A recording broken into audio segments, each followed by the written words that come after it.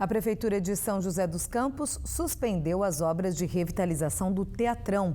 O projeto será reavaliado pela atual gestão. Ele foi elaborado pelo ex-prefeito Carlinhos Almeida e está orçado em 30 milhões de reais.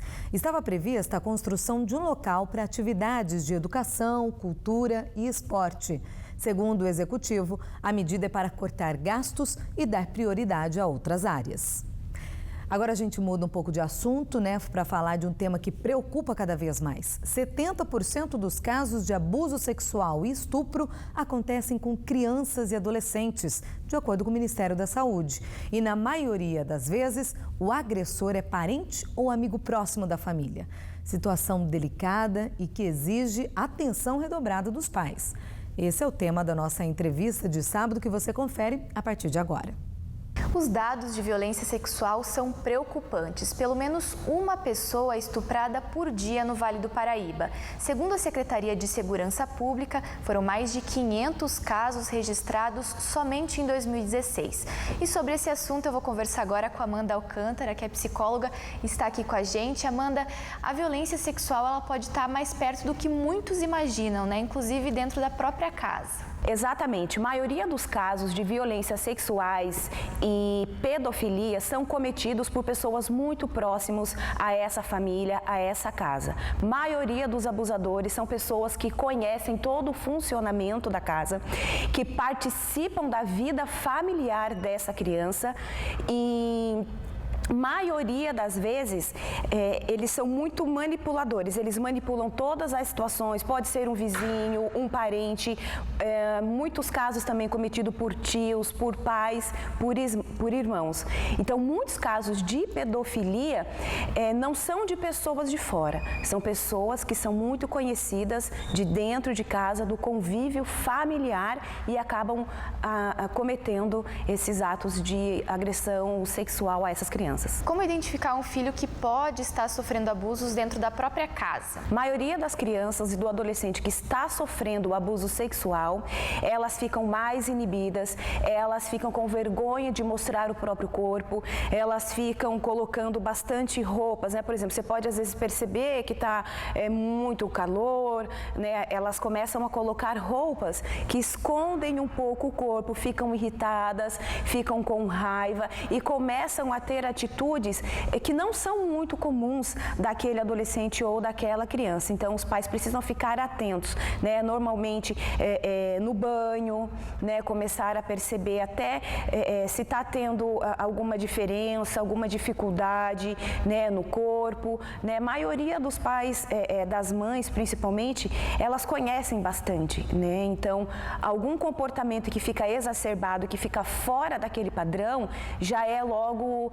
reconhecido, já é logo percebido. Por isso é importante que os pais conversem com os filhos desde cedo sobre esse assunto, Nós precisamos tomar cuidado e ficar muito atentos, porque hoje em dia a exposição da sexualidade na TV, na mídia, ela tem sido assim um bombardeio, Então essas crianças muito precocemente estão tendo um contato muito grande com essa vida aí sexual e a sexualidade, ela está virando um mercado. Então, para um abusador, para um pedófilo que já olha para essa criança como uma mercadoria, para ele fica uma presa muito fácil. Então, eles comercializam, tanto que quando você vai fazer as pesquisas, os pedófilos, eles têm todo um ritual no seu computador, na forma de abordagem, Eles observam bastante o objeto de desejo dele. Então, ficar muito atento, os pais precisam observar bastante a forma que os seus filhos, que a sua filha ou com o seu filho anda se vestindo, fotos em Facebook, fotos em Instagram, porque a criança, ela não tem muita noção, ela não distingue muito o que pode, o que não pode, o que é certo e o que é errado. É o adulto que precisa colocar essas normas e essas regras para ela. Nessa semana a gente noticiou um fato de que um jovem de 21 anos estaria abusando uma menina de 11. A mãe da garota, ela descobriu essa relação entre os dois através do Facebook da menina. Como é que os pais, nesse sentido, eles podem monitorar? Normalmente, as adolescentes, Elas estão erotizando demais as suas fotos em redes sociais, né? Normalmente elas tiram em casa, às vezes com um adulto muito perto, a forma de se vestir e de se expor, né? Quando a gente pensa em privacidade, né, estamos falando de uma criança e de um adolescente, né? E que às vezes não tem muita noção do quanto está se colocando em perigo, né? Quando a gente fala às vezes de invasão de privacidade, eu acho que nesses casos em que os pais já estão percebendo, né, uma introdução muito precoce dessa menina à sensualidade, tem que intervir.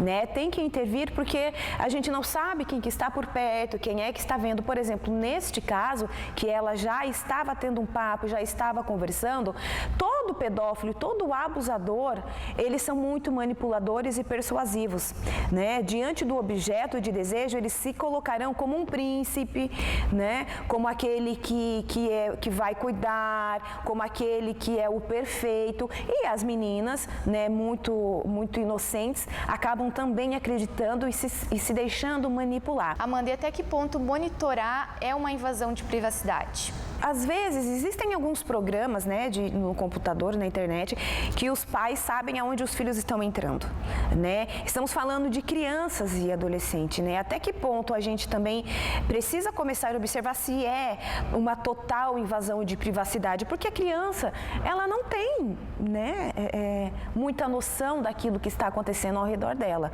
né? O que é diferente de um adulto, que já tem condições de discernir o que é certo e o que é errado, mas a criança, né, os pais precisam ficar muito em cima. E se já está percebendo alguma coisa, é abordar, fazer essa abordagem consciente, né, colocando, até mesmo às vezes mostrando, olha, existem muitos casos, tem que tomar cuidado e ir alertando e conversando.